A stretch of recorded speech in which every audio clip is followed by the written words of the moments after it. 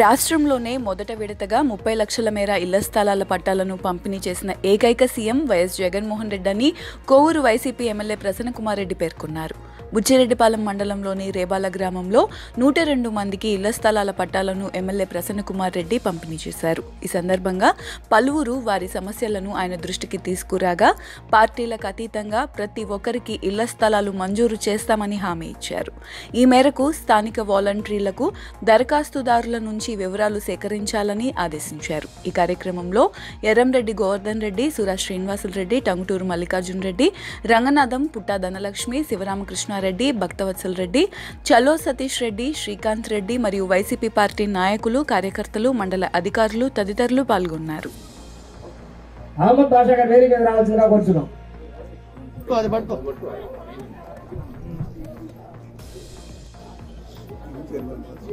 Sheikh Deepjan wife of Khader Badshah, Purna Nirmala,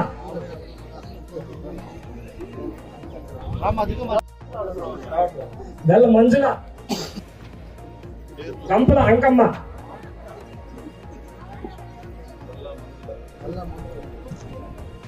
Sheikh Zarina wife of Mujib,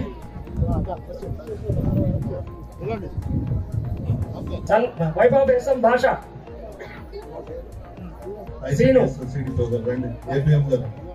గ్రామానికి సంబంధించి VRO గారు, పొంగలూరు కామేశ్వరి, గణిక్ Sheikh of Karmalla, Sheikh Parveen wife of Mastan, SI గారు, wife of Venkayya, wife of Chanchaiah,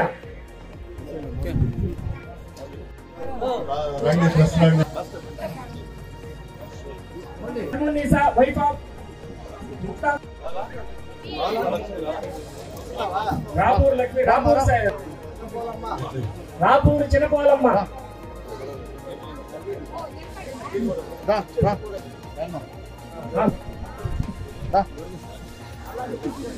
భాష చూడరా, షేక్ హబీబా, అజ్వానా, అత్తిపాటి పద్మ, ఆశా వర్కర్స్ ఒక ఇద్దరు రండి.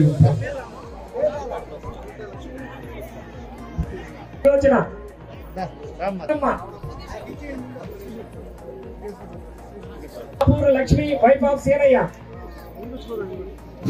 Manikala Sridevi wife of Senayya. ప్రజా సంకల్ప యాత్రలో ప్రజల కష్టాలు, బాధలు విన్నారు, సమస్యలు విన్నారు. మన ప్రభుత్వం అధికారంలోకి రాగానే అన్ని వర్గాల వారి సమస్యలన్నీ కూడా పరిష్కరించి రాష్ట్రాన్ని ముందుకు నడిపిస్తానని చెప్పి మాట ఇచ్చారు జగన్మోహన్ రెడ్డి గారు. అందులో భాగంగానే నవరత్నాలలో ఇంటి స్థలం, ఇళ్ళు ఇవ్వాలని చెప్పి నిర్ణయం తీసుకొని రాష్ట్రంలో దాదాపు 17,000 లేఅవుట్లలో 30,76,000 మందికి ఇళ్ల స్థలాలు ఇవ్వాలని చెప్పి ముఖ్యమంత్రి గారు నిర్ణయం తీసుకున్నారు. అదేవిధంగా కాలనీల్లో 6,800 కోట్ల వ్యయంతో త్రాగునీరు, రోడ్లు, డ్రైనేజ్, విద్యుత్ వంటి వసతులన్నీ కూడా కల్పించాలని చెప్పి నిర్ణయం తీసుకోవడం జరిగింది. మొదటి విడతగా 15,60,000 ఇళ్ళు ఇవ్వాలని చెప్పి నిర్ణయం తీసుకున్నారు. అందులో భాగంగా రాష్ట్ర వ్యాప్తంగా పక్కా గృహ నిర్మాణ పథకం చేపట్టేందుకు 50,940 కోట్లు ఖర్చు చేయబోతా ఉన్నాం. మొదటి దశలో 15,60,000 ఇళ్ళు, రెండవ దశలో 12,70,000 ఇళ్ళు కట్టించబోతా ఉన్నాం. మన నియోజకవర్గానికి వచ్చి దాదాపు 120 కాలనీలు, 404 ఎకరాలు తీసుకున్నాం. లేఅవుట్లు వేసి ఇళ్ల స్థలాలన్నీ కూడా ఉచితంగా ఇస్తున్నాం. దాదాపు 14,219 మందికి మనం ఇళ్ల స్థలాలు ఇవ్వబోతా ఉన్నాం 5 మండలాల్లో. ఫేజ్ 1 కింద పక్కా గృహ నిర్మాణ పథకం దాదాపు 64 లేఅవుట్లలో 140 కోట్లతో 7,444 ఇళ్లు కట్టించబోతా ఉన్నాం కోవూరు నియోజకవర్గంలో.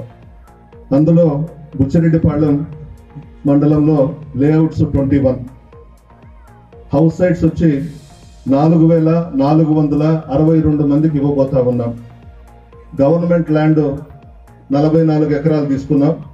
అదేవిధంగా రైతుల దగ్గర 68 ఎకరాలు తీసుకున్నాం పట్టా ల్యాండ్. దాదాపు 113 ఎకరాలు మన మండలంలో తీసుకోవడం జరిగింది.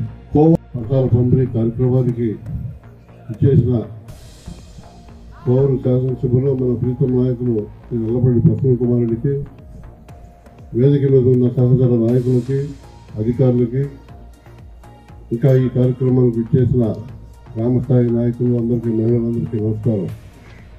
ఈరోజు రాష్ట్రంలో